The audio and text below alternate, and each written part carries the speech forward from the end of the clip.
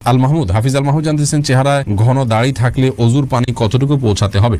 চেহারা যদি ঘন পানি থাকে, এই দাড়ি থাকে, তাহলে আপনার দাড়ির গোড়া পর্যন্ত পানি পৌঁছানো যদি অসম্ভব হয়, কঠিন পর্যায়ের হয়, তাহলে সেক্ষেত্রে দাড়ির প্রকাশ্য অংশে শুধুমাত্র পানি পৌঁছাতে হবে, যতটুকু ভেতর পর্যন্ত যায় ততটুকু পৌঁছাইতে হবে, গোড়া পর্যন্ত পৌঁছানো বাধ্যতামূলক নয়। লিমা আখতার জানতে চেয়েছেন, মহিলারা মাথার নিচের দিকে চুল খোপা করতে পারবে কিনা? পারবে, কোনো অসুবিধা নেই। সাইম মাহমুদ আপনি জানতে চেয়েছেন, নামাজের মধ্যে যদি একাধিকবার ভুল হয় তাহলে করণীয় কি? ভাই সাইম, দেখতে হবে যে আপনার নামাজে ভুলটা কি ধরনের হয়েছে। যদি ফরজ ছুটে যায় তাহলে একবারও যদি ছুটে যায় তাহলে নামাজ ওইটা আবার পড়তে হবে আপনাকে। আর যদি ওয়াজিব ছুটে যায় তাহলে একবারের বেশি দুইবার তিনবারও যদি ওয়াজিব ছুটে, তিনটা ওয়াজিব যদি ছুটে যায় শেষে একটা সিজদা দিলে হয়ে যাবে।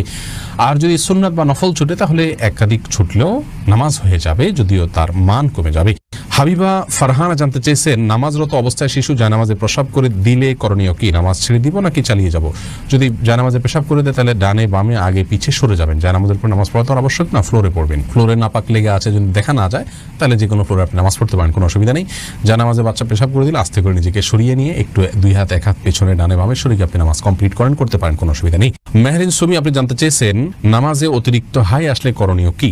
হাই আসলে হাত দিয়ে সেটাকে বাধা দিবেন, বাস এটুকু, এর বাইরে আর বিশেষ কোনো করণীয় নেই। সেটা নামাজের বাইরে সর্বাবস্থায়। তানজিলা পারভিন আপনি জানতে চেয়েছেন, মেয়েরা একাকি ঘরে মৃদু আওয়াজে সালাত আদায় করতে পারবে কিনা? হ্যাঁ, অবশ্যই পারবে, কোনো অসুবিধা নেই।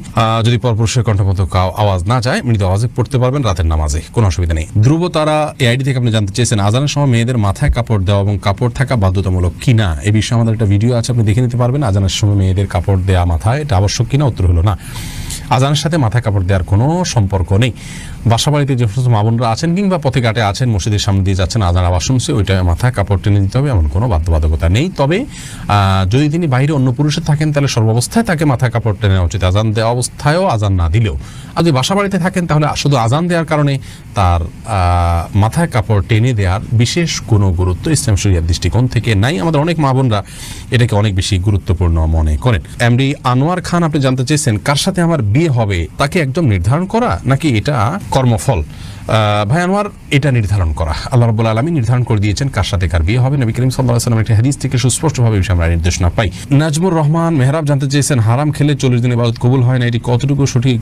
এই বিষয়ে কোনো হাদিস আছে কিনা? হারাম খেলে 40 দিন ইবাদত কবুল হয় এরকম নির্দিষ্ট কোনো দিনক্ষণ ঠিক করে দেওয়া আছে বলে কোনো হাদিস আমার জানা নেই। তবে হারাম খেলে তার দোয়া কবুল হবে না এবং সেই দেহ জান্নাতে যাবে না, এরকম আরো অনেক জঘন্য শাস্তির কথা এবং সতর্কতার কথা বলা আছে হাদিসে। তাওহিদ আয়েশা আপনি জানতে চেয়েছেন, বেনামাজি ব্যক্তির হাতের রান্না খাওয়া কি অনুচিত?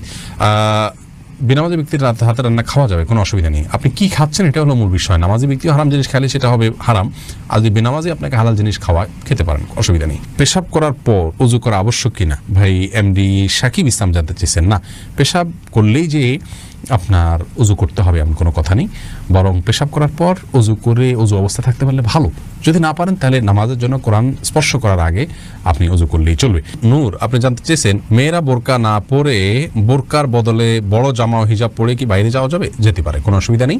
বোরকাই পড়তে হবে এমন কোনো কথা নেই, তার শরীরের সৌন্দর্যকে ঢাকতে হবে, অলংকার ইত্যাদিকে ঢাকতে হবে একটা কাপড় দিয়ে। তবে সেই কাপড়টাও যাতে আবার দৃষ্টি আকর্ষণকারী না হয় সেদিকটা খেয়াল করতে হবে। যে কোনো একটা কাপড় দিয়ে নিজের সৌন্দর্য ঢাকলেই চলবে, বোরকাই হতে এমন কোনো কথা নাই। জামা যদি হয় তাহলে সেই জামাটা যেন খুব বেশি চাকচিক্যপূর্ণ না হয় সেদিকটা খেয়াল রাখতে হবে এবং যথাসম্ভব পুরো শরীর যাতে ঢাকে সেরকম